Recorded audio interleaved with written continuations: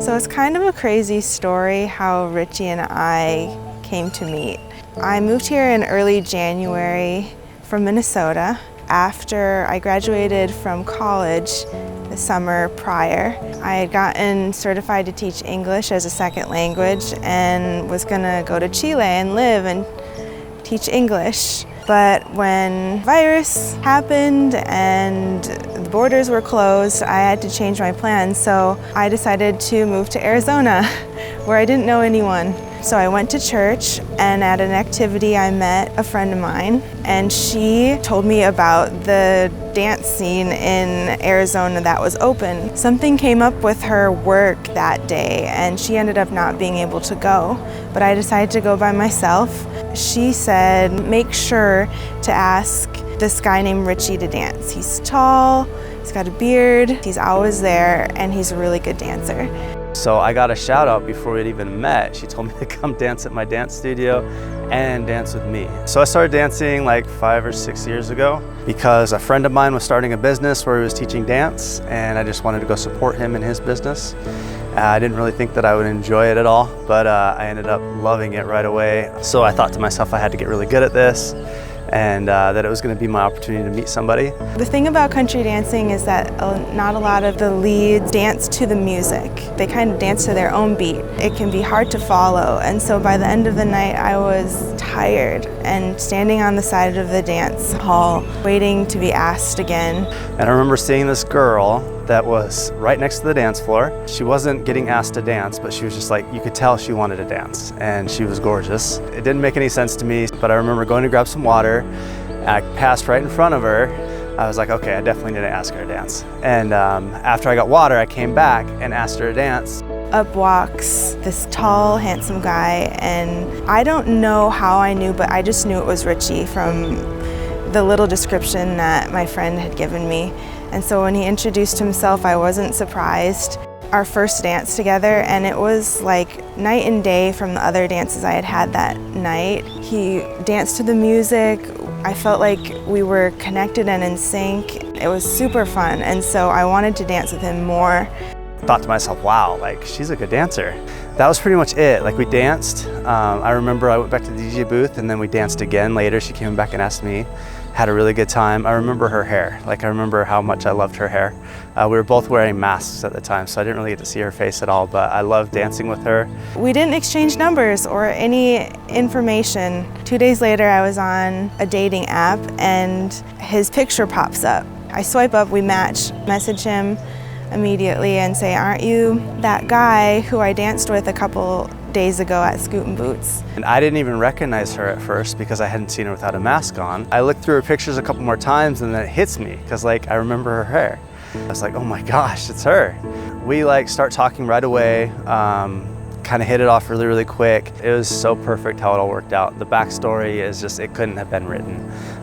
There's so much more to it that I'm not even saying. It was a miracle. Like that's the best way to describe it. It was so perfect and so planned. I feel like it couldn't have been written up any better. It like hit me like pretty quickly how easy it was just to be myself around her, and it seemed like it was pretty easy for her to just be herself around me. I remember leaving the dance thinking this girl's amazing. Like I need to do what I can to keep her around. After the barn dance, I said, "Do you ever get really hungry after dancing?"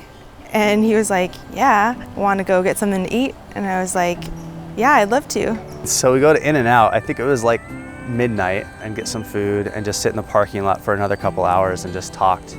I remember thinking, you have to kiss her after this. Like, you have to make it happen. Don't screw it up, Richie. She was about to get in her car. She was looking for her keys in her purse, and it took her forever. And I was like, oh, she's stalling. She wants to kiss. And so she like stands back up, and I go in for a kiss. And I kind of leaned back and smiled and said I had a really nice time, and she smiled back at me, and I was like, oh, thank goodness, like it went well. And I get in my car, I'm like, oh my gosh, she just kissed me. I didn't know how I felt about it at first because I've never kissed someone on the first date before. Later on, I talked to him about it and was like, I don't think I'm ready to kiss right now. I was super amazed at his response because I was really worried about saying how I felt because I was super interested in him and didn't want him to feel like I wasn't. I told him how I felt, and he was like, oh, I was just like wanting to let you know that I was interested in you and that I had a really good time. And we can take this at your pace. For me, that was like really important to hear. It helped me to start trusting Richie, and now I trust him more than anyone. We ended up dating quite a bit though. Like we went out like I think the next couple days in a row. What was really cool is like I didn't have to plan some big elaborate date. Like I did have those planned, but like in between we would just come over and hang out with each other. So we had a lot of fun just doing those simple things. She was about to go on a trip to California. I didn't expect to see her before the day before her trip because I knew she had to go to work and I knew she still had to pack. But I invited her over anyway. I was like, hey, I'm working on a project. I'm building a table for my brother. If you want to come over and just help me out, that'd be cool before you leave. And she said, I'd love that. I was hanging out in the garage trying to get a lot of work finished. She came over and we didn't get a whole lot of work done. It was mostly kind of just smiling at each other and hugging. And we had like 7 minutes before the time that we had said like, I have to get home to go to bed so I can get enough sleep before my flight. We were like, what should we do in our 7 minutes that we have?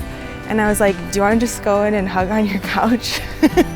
And so he was like, yeah. So we went inside and we hugged, and 7 minutes turned into like 3 hours of talking.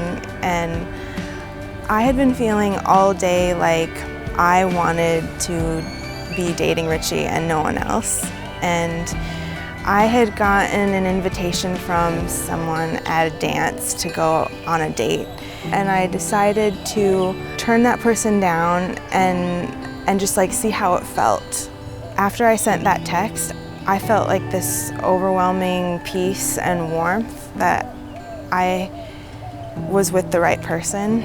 I, for the rest of the day, just like went off of that feeling, and it stayed, and it kept getting bigger and bigger until that evening when we had 7 minutes. When we went in and sat down on his couch, I just knew that I had to tell him how I felt. And so I said, I have a question for you. I said, hey, do you want to be my boyfriend?